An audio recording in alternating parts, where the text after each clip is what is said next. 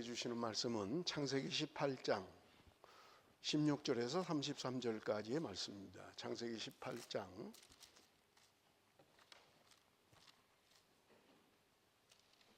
16절에서 33절까지 말씀. 우리 한 절씩 교독합니다. 그 사람들이 거기서 일어나서 소돔으로 향하고 아브라함은 그들을 전송하러 함께 나가니라.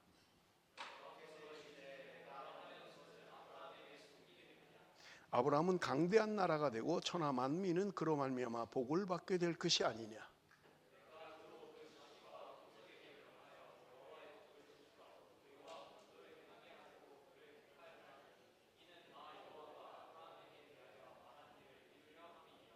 여호와께서 또 이르시되 소돔과 고모라에 대한 부르짖음이 크고 그 죄악이 심히 무거우니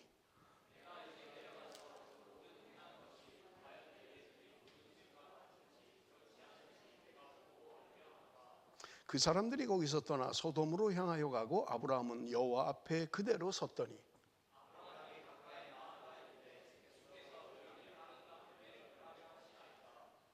그 성중에 의인 50명이 있을지라도 주께서 그곳을 멸하시고 그 50의인을 위하여 용서하지 아니하시리까.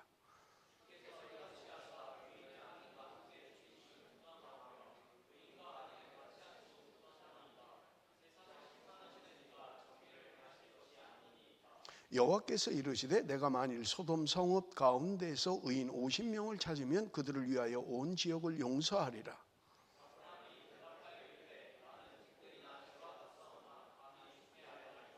(50의인) 중에 5명이 부족하다면 그 5명이 부족함으로 말미암아 온 성읍을 멸하시리까. 이르시되 내가 거기서 45명을 찾으면 멸하지 아니하리라.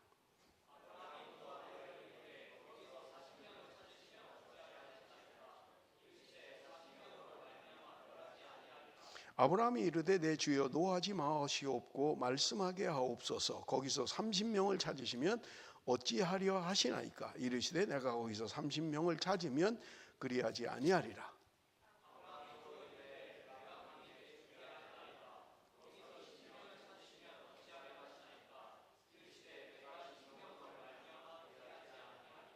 아브라함이 또 이르되 주는 노하지 마옵소서. 내가 이번만 더 아뢰리이다. 거기서 10명을 찾으시면 어찌하려 하시나이까. 이르시되 내가 10명으로 말미암아 멸하지 아니하리라.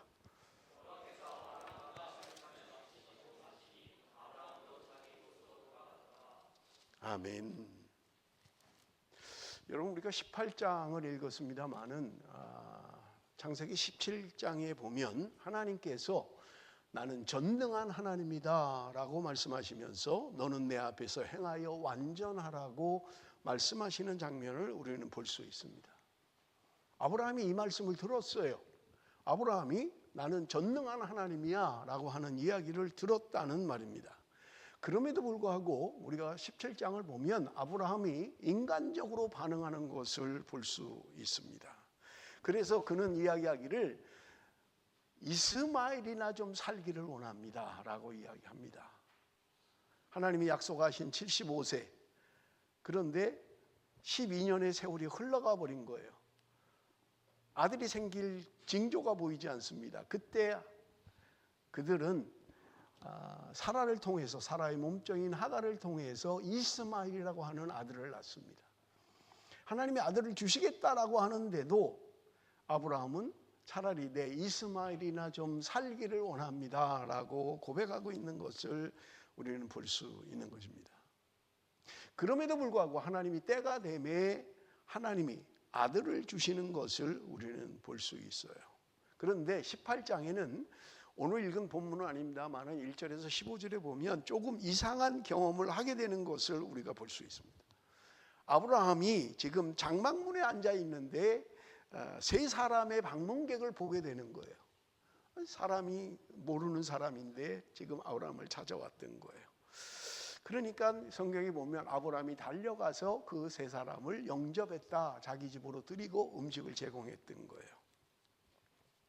여러분, 지금 아브라함의 나이는 지금 100세예요. 그리고 사실은 그 지방에서 인정받는 사람입니다. 그런데 그가 지금 방문객, 지나가는 객이에요. 나그네예요. 그들을 달려가서까지 그렇게 영접할 이유가 뭐가 있겠냐고요. 방문객이 찾아와서 우리가 지나가는 길인데 좀 집에 머물 수 있겠느냐, 배가 고픈데 밥을 한 끼 줄 수 있겠느냐, 이렇게 해야 맞는 거잖아요. 그런데 아브라함이 뭐 때문에 알지도 못하는 사람에게 달려가서 우리 집에 오십시오, 식사를 좀 합시다 라고 하느냐는 거예요. 우리는 생각할 때 그럴 수 있어요. 아브라함이 기도 중에 뭔가 사인을 받았구나. 너희 집에 내일 이맘때 세 사람이 찾아올 건데 하나님의 사람들이야, 천사들이야, 그러니까 잘 영접해 라고 했지 않았을까. 그러니 아브라함이 달려가서 그들을 영접하지 않았느냐라고 생각할 수 있습니다. 그런데 성경을 미뤄보면 전혀 그렇지 않아요. 여러분, 우리 한번 봅니다. 히브리서 13장 2절. 히브리서 13장 2절 우리 한번 다 같이 읽습니다. 시작.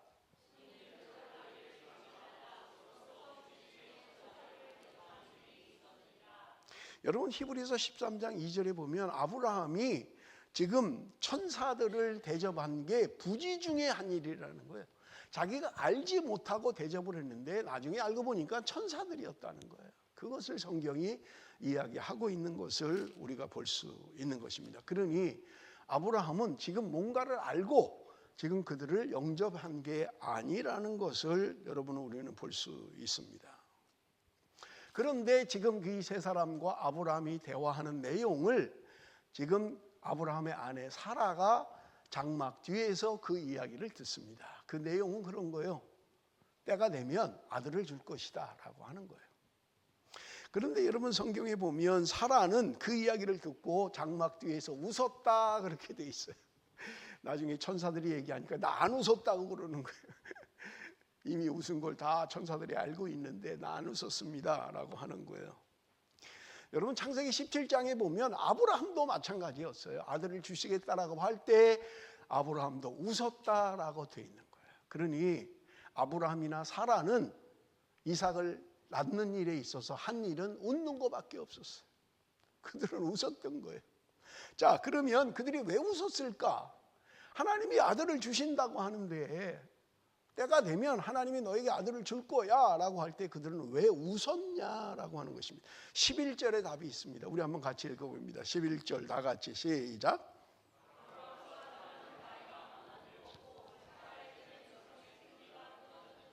자, 아브라함이 100세예요. 아내 사라는 90세입니다. 이미 사라는 생리가 끝났어요. 그 말은 뭐냐? 생물학적으로 임신할 수 있는 가능성이 없다는 거예요. 불가능하다는 거예요. 여러분, 우리가 살아가면서 이런 일이 얼마나 많습니까? 불가능해 보이는 거예요. 이건 안 되는 일이에요. 여자가 생물학적으로 이제 임신이 가능하지 않은데 어떻게 아들을 준다고 하나님이 말씀하시느냐 하는 것입니다. 여러분, 우리는 조금의 무슨 가능성이 있어야 그거를 믿을 텐데 가능성이 전혀 없으면 믿지 못하는 거예요.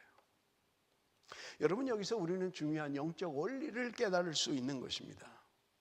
하나님은 분명하게 주신다고 약속을 하셨던 거예요. 물론 25년 전이에요. 시간이 많이 흘러가 버리고 만 거예요. 그런데 가능성이 있으면, 사라가 아이를 가질 수 있는 가능성이 있다면 소망하고 기다렸을 거예요. 그런데 그 세월이 지나가 버리고 만 거예요. 여자로서 임신할 수 있는 가능성이 끝나버렸다는 것이에요. 불가능해요. 여러분, 우리의 신앙의 약점은 여기에 있어요. 불가능하다라고 하면 하나님도 못한다고 생각하는 거예요. 나에게 뭐가 조금이라도 가능성이 있으면 하나님께 기도하고 하나님 해주십시오 하는데 내 가능성이 사라지면 여러분, 우리는 기도조차 안 하는 거예요. 이거 하나님도 안 되지. 어떻게 이제 생리가 끝났는데 여자가 생물적으로 임신이 불가능한데 어떻게 아들을 준다고 약속하는 거야? 라고 하는 것입니다. 그러니 그들은 하나님의 약속에 대하여도 웃을 수밖에 없었던 거예요. 그래서 아브라함이 이야기하잖아요. 차라리 내 육체로 난 이스마엘이나 좀 잘 됐으면 좋겠습니다. 아들 준다는 말 말고 지금 이제 뭐 불가능한 걸 얘기하십니까? 차라리 육체로 낳은 이스마엘이나 좀 잘 됐으면 좋겠습니다 라고 하는 거예요. 여러분, 우리가 하나님이 전능하신 하나님이다라고 하면 여러분 다 아멘 하실 거예요. 제가 하나님은 전능하신 하나님이신 줄로 믿습니다. 그러면 아멘 안 하시겠어요? 아멘 하지요.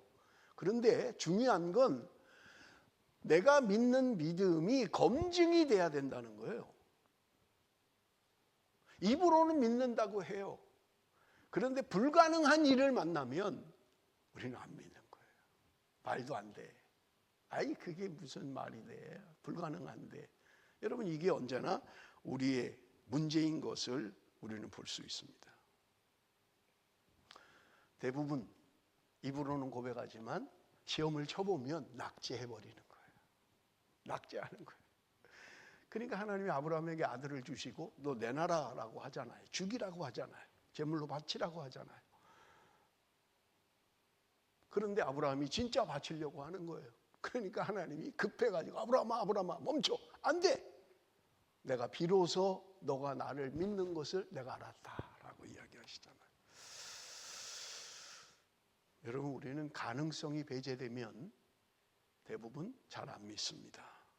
그럼에도 불구하고 하나님이 오늘 초자연적인 역사, 전능하신 하나님이라고 오늘 이 아침에 저와 여러분에게 말씀하시고 계신 거예요.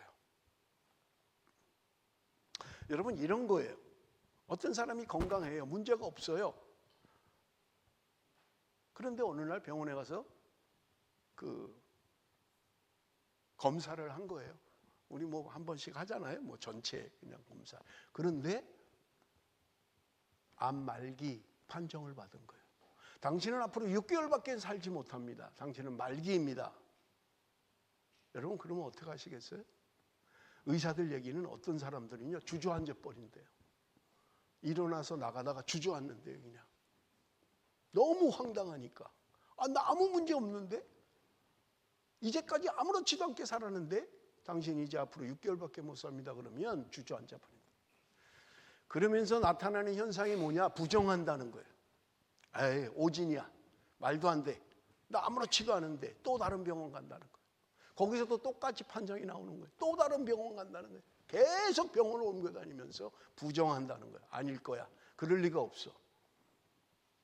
그런데 모든 병원이 다 당신 암 말기입니다. 6개월밖에 못 삽니다. 라고 하면 그 다음 단계는 원망한다는 거예요. 내가 왜? 하나님, 내가 여태까지 열심히 산 것밖에 없는데 내가 그렇게 하나님 믿고 살아왔는데 왜 내가 이런 병에 걸려야 합니까? 하나님, 나 도저히 못 받아들이겠습니다. 그리고 사람을 원망한다는 거예요. 아내를 원망하고 남편을 원망하고 친구를 원망하고. 니네들이 왜 내가 술 안 먹는다는데 끌고 다니면서 술을 먹여가지고 내가 이런 병에 걸리게 하냐. 원망하는 거예요. 당신이 내가 먹기 싫은 거 맨날 해줘가지고 내가 이런 병이 걸렸잖아 라고 하는 거예요. 원망하고 불평하는 거예요. 이 원망의 단계가 지나면 이제 포기한다는 거예요. 아, 나는 죽는구나. 안 되는구나. 그리고 인정한다는 거예요. 내가 죽을 날이 얼마 남지 않았구나. 인정하게 된다는 거예요. 여러분, 우리는 불가능한 일, 내가 할 수 없는 일, 그 앞에 우리는 다 무너져 버리고 마는 거예요. 그런데 병원에 갔어요. 다시 검사하는데 의사가 없어졌습니다. 암세포가 완전히 없어졌습니다. 당신은 완쾌된 겁니다. 아무렇지도 않습니다. 그러면 어떻게 돼요? 내가 이제까지 살아온 삶, 그리고 인정할 수밖에 없는 거예요. 아, 이거 하나님이 하신 거구나. 하나님이 나를 고쳐주셨구나. 하나님이 나를 이렇게 회복시켜 주셨구나. 인정할 수밖에 없게 되는 거예요. 그래서 여러분, 우리의 신앙이라고 하는 것은 어떤 한계 지점에 이르러야 비로소 나를 포기하는 거예요. 내 힘으로 한 게 아니구나. 내가 한 게 아니구나. 하나님이 하셨구나. 라는 것을 인정하게 된다는 말입니다. 하나님은 그래서 우리가 때로 나는 할 수 없습니다. 나는 불가능합니다. 랄 때까지 하나님이 나를 내버려 두는 거예요, 그냥. 그래서 난 안 됩니다. 내 힘으로 안 됩니다. 라고 할 때 비로소 하나님이 역사하시는 것을 우리는 볼 수 있는 것입니다. 그래서 지난 철야 때에도 이 본문 바로 앞에 본문이었으니까 우리가 우리 삶을 포기할 때, 우리가 불가능하다고 인정할 때 비로소 하나님은 역사하시기 시작하고 하나님의 전능하심은 우리에게 보여주실 수 있다는 거예요. 그래서 시편 8편 4절에 이렇게 고백합니다. 우리 한번 같이 읽어봅니다. 시편 8편 4절 다 같이 시작.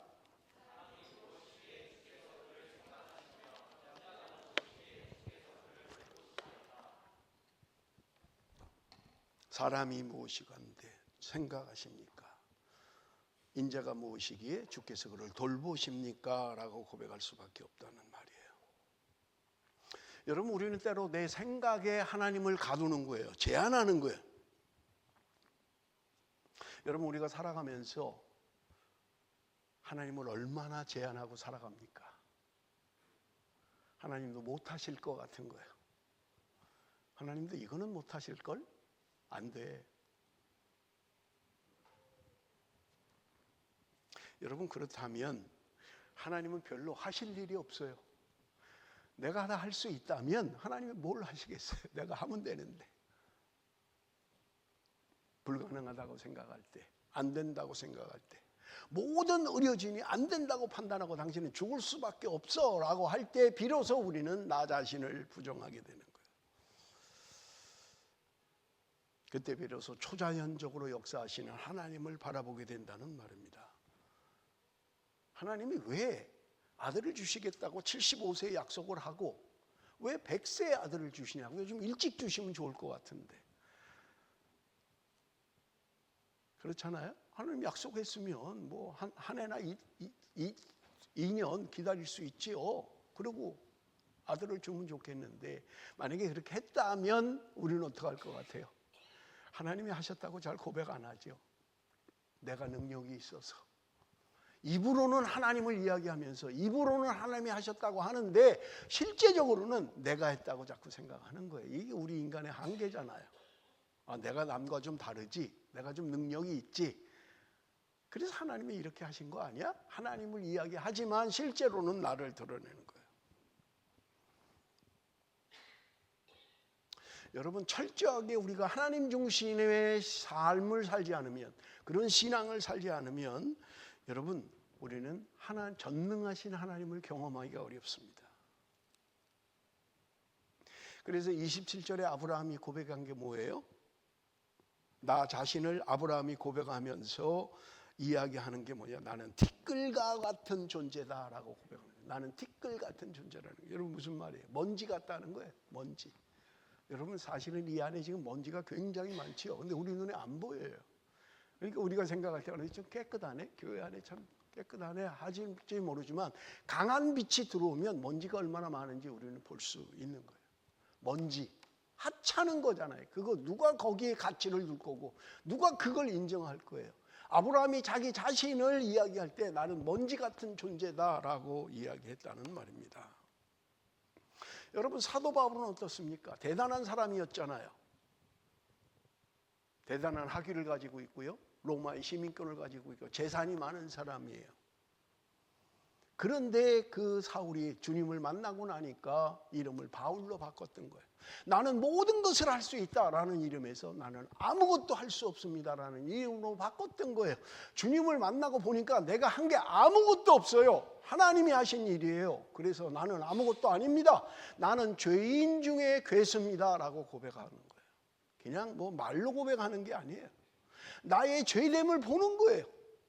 주님을 만나고 나니까 나의 모습을 보게 되는 거예요. 나는 죄인 중에서도 괴수입니다. 그냥 단지 나는 죄인입니다라고 고백하는 게 아니라 죄인들 중에서도 내가 대빵입니다. 나는 최고 더러운 놈입니다. 난 죄인 중에 괴수입니다라고 고백하는 것을 우리가 볼 수 있습니다.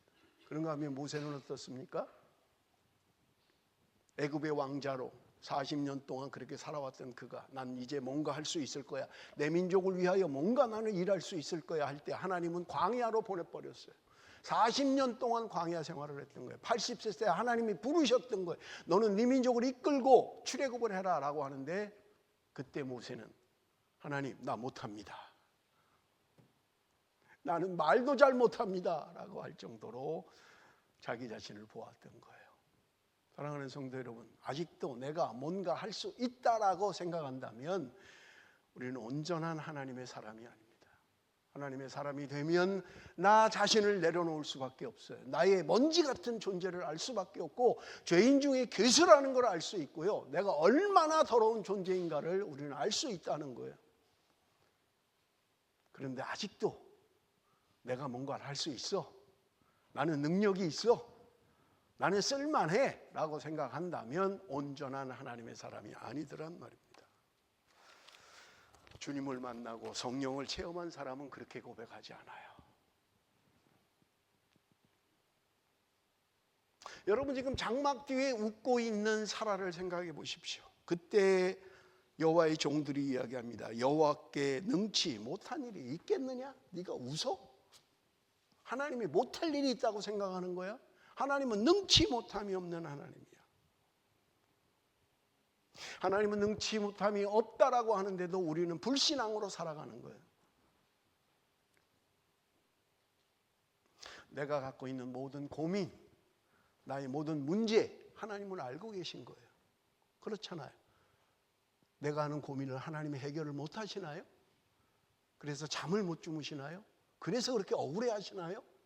하나님이 내 고민과 갈등을 해결을 못 하세요? 그래서 내가 움켜쥐고 있는 거예요? 내 생각, 내 판단으로 그렇게 살아가느냐 하는 것입니다. 여러분 성경은 우리에게 말씀하고 있잖아요. 수고하고 무거운 짐진 자들아 다 내게로 오라. 내가 너희들의 문제를 해결하시겠다까지 하는데 우리는 내가 움켜쥐고 내가 해결하려고 하고 내가 판단하려고 하는 거예요. 여러분 그리스도인의 문제는 뭐냐? 기다리지 못하는 거예요. 하나님이 응답하시는데 기다리지 못해요. 아들을 주신다고 75세에 약속했잖아요. 그럼 좀 기다리면 되는데 못 기다리는 거예요. 안달이 나는 거예요. 아니 내가 10년을 기다렸는데 하나님 안 주시지? 그때 뭐라 그랬어요? 하나님 차라리 우리 집에 있는 그냥 아비멜렉 종이나 내가 좀 그냥 후사로 삼겠습니다 그랬어요. 그리고 이스마엘을 낳았잖아요. 육체의 아들 이스마엘을. 하나님이 아들을 주신다는데 그는 또 이야기하는 거예요. 하나님 그냥 이스마엘이나 좀 살게 해주십시오. 아들 말고 그냥 뭐 이제 끝난 얘기 아닙니까? 뭐 생리도 다 끝났는데 뭘 아들을 주시겠다고 이야기를 합니까? 데살로니 교회가 위대한 점은요, 믿음의 역사, 사랑의 수고, 소망의 인내가 있는 교회였다라고 이야기합니다. 소망이 있습니까? 하나님이 주는 꿈이 있습니까? 기다리라는 거예요. 기다리라는 거예요. 철야 때도 제가 말씀드렸죠. 하나님이 아브라함에게 축복했잖아요.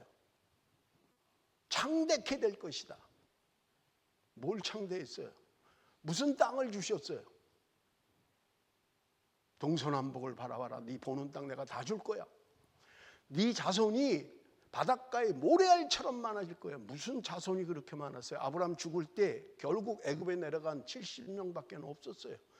무슨 땅이 그렇게 있었어요? 자기가 묻힐 땅 한 평 땅밖에 없었다고요. 사라가 묻혀 있는 그 땅. 그런데 하나님은 약속하셨잖아요. 내 모든 걸 다 줄 거야. 바닷가에 모래알처럼 네 자손이 많을 거야. 그게 이루어졌잖아요. 철야 때 말씀드렸죠. 갈라디아서를 통해서 우리가 믿음으로 말미암아 아브라함의 후손이 된다고 성경은 이야기하는 거예요. 지금까지도 너희들이 예수를 믿으면 아브라함의 후손이 될 것이고 아브라함에게 약속한 그 축복을 너에게 줄 거야 라고 말씀하고 있는 거예요. 그러니 여러분 아브라함 이후에 수십억, 수백억, 수천억의 사람들이 아브라함의 후손이 됐다는 말입니다. 그러니 하나님이 헛된 말을 한 게 아니잖아요. 바닷가에 모래알처럼 많아질 거야. 하늘의 별처럼 많아질 거야. 헛된 말이 아니라는 말입니다. 베드로후서 3장 9절 우리 한번 같이 읽어봅니다. 베드로후서 3장 9절 다 같이 읽습니다. 시작.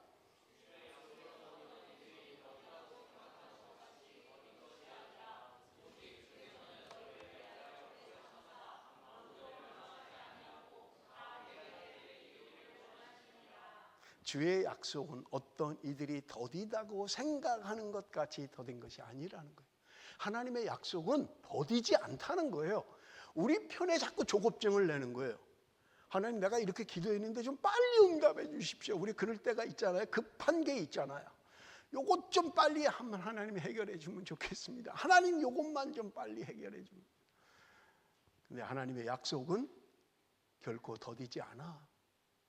기다리면 하나님이 하나님의 때가 참에 하나님이 역사하실 것이라고 말씀하고 있는 것을 우리는 볼 수 있습니다. 놀라운 것은요, 여러분 아브라함의 인생을 보면 그가 믿음으로만 살지 않았던 것을 우리는 얼마든지 볼 수 있어요. 그가 믿음으로 반응하지 않았던 것을 우리는 얼마든지 볼 수 있다는 말입니다. 그럼에도 불구하고 하나님이 아브라함을 보치라고 여겼다라고 성경은 이야기하고 있는 것을 우리가 볼 수 있습니다. 여러분 오늘 우리가 읽은 말씀, 그것은요 우리가 잘 아는 소돔과 고모라 성을 향한 아브라함의 기도인 것을 우리는 볼 수 있는 것입니다. 여러분 17절 우리 한번 같이 읽어봅니다. 17절 다 같이 읽습니다. 시작. 지금 세 사람이 찾아왔다고 17장이 이야기해요. 18장 초반전에도 있고요. 그런데 그들이 이야기합니다. 내가 아브라함에게 숨기겠느냐? 라고 이야기하고 있는 거예요. 그래서 제가 오늘 설교 제목을 아브라함에게 숨기겠느냐라는 제목으로 그렇게 정했던 것입니다. 너한테는 다 말할게. 노아가 하나님이 세상을 심판할 것을 말씀하셨던 것처럼 하나님이 지금 아브라함에게 이야기하겠다고 말씀하고 있는 것을 우리는 볼 수 있습니다. 그러면서 18절 19절 여러분 우리 한번 봅니다. 아브라함은 강대한 나라가 되고 천하 만민은 그로 말미암아 복을 받게 될 것이 아니냐. 내가 그로 그 자식과 권속에게 명하여 여호와의 도를 지켜 의와 공도를 행하게 하려고 그를 택하였나니 이는 나 여호와가 아브라함에게 대하여 말한 일을 이루려 함이니라. 여러분 18절은요 사실은 아브라함을 부르실 때 약속했던 내용인 것을 볼 수 있어요. 천하 만민은 그로 말미암아 복을 받게 될 것이다 라고 하는 거예요. 그런데 19절이 굉장히 중요합니다. 여러분 19절을 보면 우리 한글 성경에는 접속사가 없어요. 그런데 여러분 영어 성경을 보면 킹 제임스 버전이나 NIV를 보면 접속사가 있습니다. 그런데 그 접속사를 보면 왜냐하면이라는 접속사가 있어요. 또는 통해서라는 접속사가 있어요. 여러분 나중에 영어 성경을 찾아보시면 접속사가 있는 걸 볼 수 있습니다. 킹 제임스 버전은 이야기하고 있는 거예요. 18절에 아브라함은 강대한 나라가 되고 천하 만민은 그로 말미암아 이렇게 되어 있는데요. 여러분 킹 제임스는 뭐라고 되어 있냐면 그의 안에서 이렇게 되어 있는 거예요. 아브라함 그 안에서 이 복을 누리게 된다는 거예요. 천하 만민이 아브라함 안에서 복을 얻을 것이다. NIV는 아브라함을 통해서 복을 받을 것이다 라고 이야기하고 있는 것을 우리는 볼 수 있는 것입니다. 그러면서 19절에 왜냐하면 복을 받는 이유를 설명하는 거예요. 19절에 그게 뭐예요? 내가 그로 그 자식과 권속에게 명하여 여호와의 도를 지켜 의와 공도를 행하게 하려고 그를 택하였나니 이는 나 여호와가 아브라함에게 대하여 말한 일을 이루려 함이니라. 저는요 창세기를 읽다 깜짝 놀랐어요. 하나님이 아브라함을 부르신 목적을 이야기하는 거예요. 내가 너 왜 불렀는지 아니? 하는 거예요. 그런데 19절 여러분 굉장히 중요해요. 너만 아니라 네 권속들, 네 가족들 여호와의 도를 지켜 의와 공도를 행하게 하려고 택했다는 거예요. 하나님이 아브라함을 부르신 이유가 의와 공도를 행하게 하기 위해서 부르셨다고 성경은 우리에게 분명하게 말씀하고 있는 것을 우리는 볼 수 있습니다. 하나님이 아브라함을 부르신 목적. 제가 말씀을 드렸죠. 철학 때 말씀드렸다고 했잖아요. 우리는 아브라함의 후손이에요. 내가 믿음 안에서 아브라함의 후손이 되는 거예요. 그렇다면 아브라함에게 요구하신 말씀은 오늘 저와 여러분에게도 동일하게 말씀하고 있는 거예요. 구약의 말씀은요 옛날 이야기가 아니에요. 오늘도 변함없이 저와 여러분에게 하시는 말씀이에요. 근데 어떤 분들은 그런 분이 있어요. 그거 구약 아닙니까? 그거 뭐 다 지나간, 뭐 신약은 안 지나갔어요. 그러면 2000년 전에 기록된 건데 다 지나간 얘기지. 그러면 안 지킬 거예요? 안 믿을 거예요? 하나님께서 지금 말씀하시는 거예요. 너희들에게 복을 주는 이유. 왜냐하면 아브라함이 의와 공도를 행하기 위해서, 너뿐만 아니라 너희 가족들이 의와 공도를 행하기 위해서 너를 부르신 거야. 부르심의 목적을 이야기하고 있는 것을 우리는 볼 수 있습니다. 그렇다면 오늘 저와 여러분의 삶의 목적은 무엇입니까? 지금 아브라함이 부르신 목적과 똑같아요. 고린도후서 5장 15절에 이야기하잖아요. 그리스도께서 우리를 위하여 죽으신 것은 이제는 더 이상 너 자신을 위하여 사는 게 아니라 너 자신을 죽은, 너를 위하여 죽은 예수 그리스도를 위하여 살게 하려 함이니라 라고 분명하게 말씀하고 있잖아요. 오늘 우리를 부르신 이유, 주님이 나를 위하여 죽으신 이유, 그래서 하나님의 자녀가 되게 하신 이유가 뭐냐? 너 더 이상 너 자신을 위해서 살지 마. 이제는 주를 위해서 살아야 돼. 이게 구원받은 하나님의 백성들의 삶의 목적이더란 말입니다. 그렇다면 여러분, 우리는 분명히 해야 돼요. 내 삶의 목적이 무엇인지. 이제는 더 이상 나 자신을 위하여 사는 게 아니라 나를 위하여 죽으신 그리스도를 위하여 사는 게, 이게 우리의 삶의 목적이고 우리의 사명이고 이것이 우리의 비전이란 말입니다. 그렇다면 우리는 우리 자신에게 물어야 돼요. 나는 무엇을 위해서 살아가고 있습니까? 무엇을 위해서 살아가고 있는 거예요?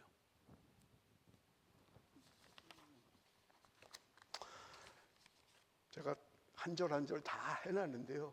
좀 건너뛰겠습니다. 25절, 26절 우리 한번 좀 읽어봅시다. 25절, 26절 다 같이 읽습니다. 시작.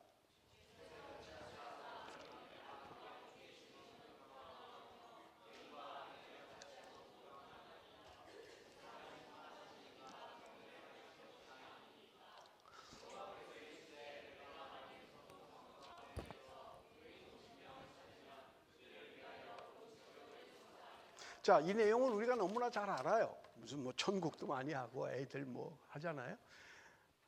소돔과 고모라성 하나님이 멸망시키기로 작정하셨어요. 그런데 지금 아브라함의 조카 롯이 거기 있는 거예요. 그러니 지금 아브라함은 하나님께 기도하는 거예요. 중보 기도 같아요. 하나님, 거기 50명 의인이 있으면 멸망하실 겁니까? 하나님이 아니야, 50명 있으면 멸망시키지 않을게.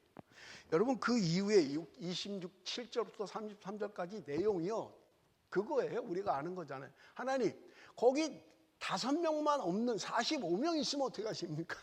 하나님이 그래? 그럼 나 멸망 안 시킬게. 아브라함이 또 얘기하는 거예요. 하나님, 40명 있으면 어떡하려고요? 아, 그래도 나 멸망 안 시켜. 30명, 20명, 10명 있으면 어떻게 하겠습니까? 라고 하는 내용이 오늘 본문의 내용이에요. 우리가 너무나 잘 알고 있는 거예요.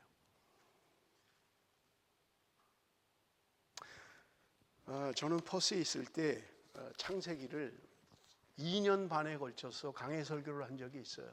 그런데 뭐 아시는 것처럼 강해 설교는 1장 1절부터 다 보는 거예요.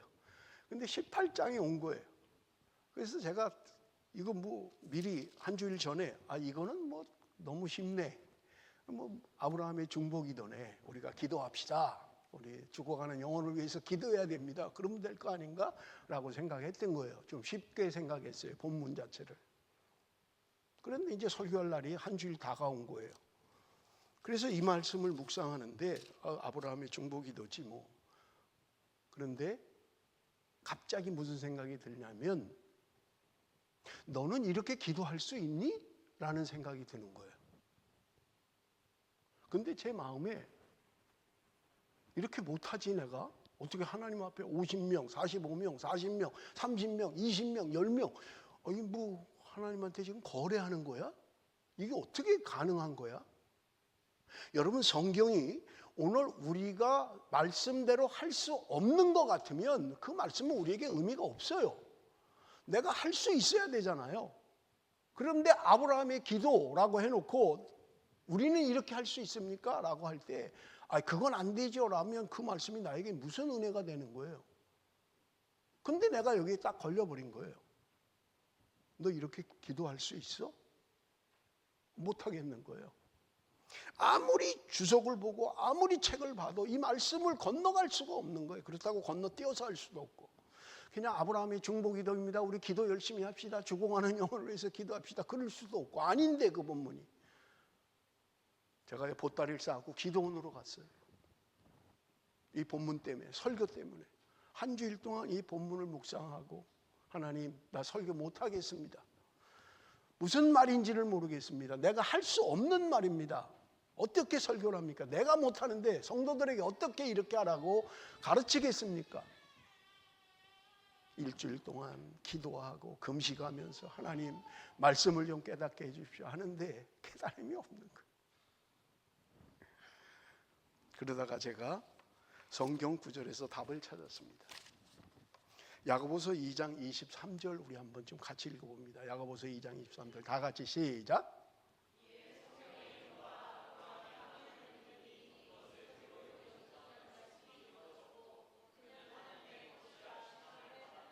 성경은 이야기합니다. 아브라함이 하나님이 그를 벗으로 여겼다는 거예요. 친구로 여겼다는 거예요. 친구. 루아야, 친구 있지? 친구가 뭐야? 뭐 어떻게 할 때 친구라고 이야기해? 응? 친구. 여러분 친구 있으시죠? 우리가 뭐 여기 애들 많이 얘기하잖아요. 베스트 프렌드이다. 쟤는 나한테 최고의 친구야. 그런 친구는 어때요? 그런 친구는 뭘 말하는 거예요? 여러분 그런 친구라면 적어도 격식을 차리지 않잖아요. 쟤를 만날 때는 옷을 깨끗이 입고 나가야 돼.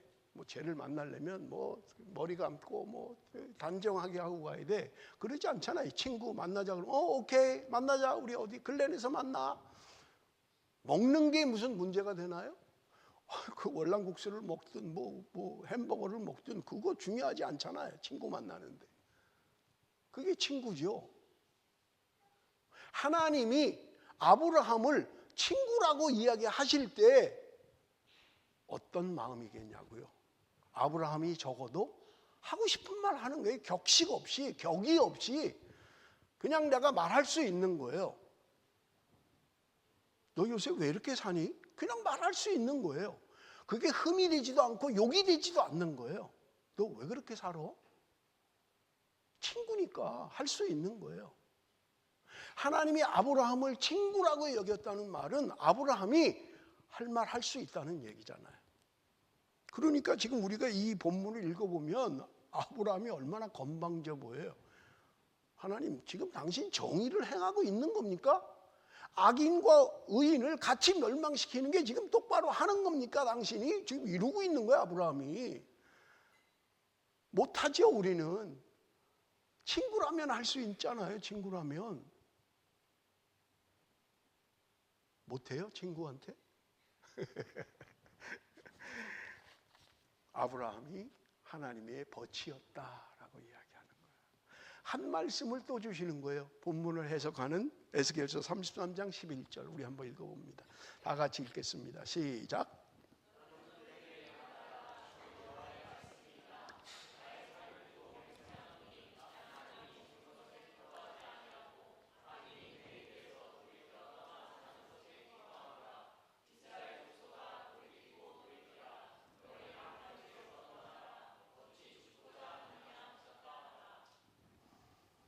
오늘 찬양팀이 내 설교를 알았는지 모르겠어요. 찬양 중에 아버지의 마음이라는 찬양을 했잖아요. 아버지의 마음. 여러분 우리가 구약의 하나님을 생각할 때 준엄한 하나님, 심판의 하나님, 용서하지 않는 하나님 뭐 이럴 수 있어요. 그래서 인생을 망친 사람도 있어요. 제 가까이 있는 사람 중에도.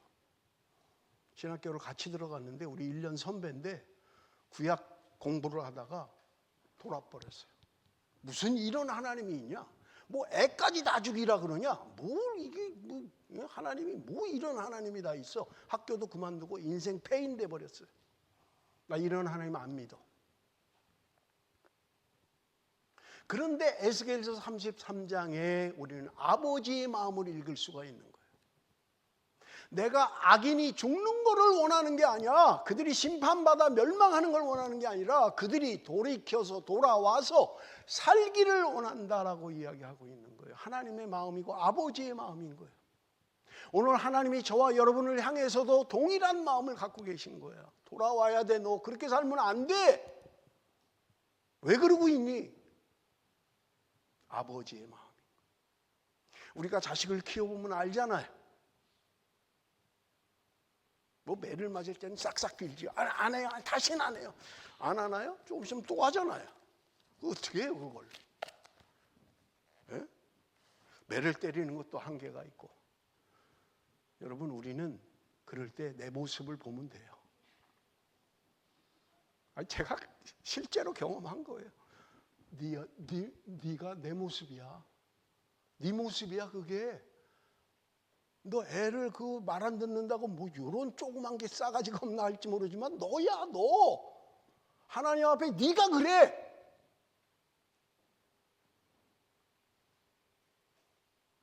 하나님은 오늘 저와 여러분에게 원하는 것은 우리가 죽는 것을 원하는 게 아니에요. 그냥 그 길로 내버려 두세요. 난 내 뜻대로 살겠어요. 그래서 멸망당하고 심판받는 것을 하나님이 원하는 게 아니라 네가 돌이켜서 내 앞에 살기를 원한다 라고 말씀하고 있는 것을 우리는 볼 수 있습니다. 여러분 우리는 생각하기 쉬워요. 아브라함이 의와 공도를 행했기 때문에 하나님의 구원을 받은 것이 아닌가라고 하는 거예요. 아니에요. 제가 수없이 얘기하잖아요. 여러분 우리가 구원받은 것은 우리의 어떤 조건이나 우리가 어떤 행함으로 말미암아 구원받는 게 아니라는 거예요. 우리 한번 봅니다. 로마서 3장 10절에서 12절 마지막 말씀입니다. 우리 한번 다 같이 읽습니다. 시작.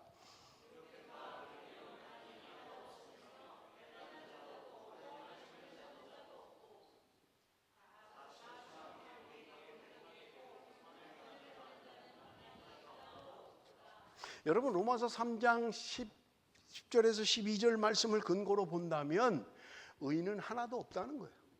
아브라함이 아무리 대단한 믿음을 가지고 있는 것 같지만 의인 아니라는 거예요. 깨닫지도 못하고 하나님을 찾지도 않고 다 치우쳐 무익하게 되고 선을 행하는 자는 없다. 이것이 하나님의 준엄한 우리에 대한 평가고 판단입니다. 오늘 저와 여러분을 향해서 하나님 말씀하시는 거예요. 한 명도 없어. 선을 행하는 자 없어. 깨닫지도 못해. 하나님을 찾지도 않아. 이게 저와 여러분의 모습이라고 성경은 단호하게 말씀하고 있는 거예요. 그렇다면 하나님이 아브라함이 어떤 조건 때문에 남다른 신앙 때문에 어떤 남다른 행동 때문에 하나님이 그를 구원하시고 하나님의 자녀 삼으신 게 아니라는 말입니다. 그가 하나님의 부름을 받고 하나님의 선택을 받고 나니 그의 삶은 달라질 수밖에 없었던 것입니다. 여러분 오늘도 동일해요. 하나님이 우리를 구원하신 것에 관한 한 우리는 조건이 없습니다.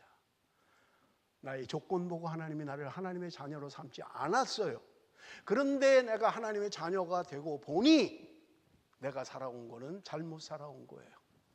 그래서 하나님 중심의 삶을 살고 하나님이 기뻐하는 삶을 살고 아버지의 마음을 알고 살기를 원하는 것이 하나님의 뜻이더란 말입니다. 이 땅의 의인은 한 사람밖에 없어요. 예수 그리스도 그 한 분밖에 없는 거예요.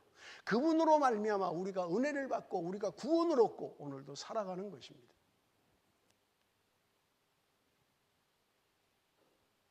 여러분 우리는 종종 깨닫지 못할 때가 참 많아요. 그런데 성령 충만하면 달라지는 거예요. 내가 봉사하고 헌신하는 게 하나님께 드리는 게 여러분 성령 충만해 보면 기쁨으로 드릴 수 있는 거예요. 기쁨으로 드릴 수 있는 거예요. 얼마나 감사합니까?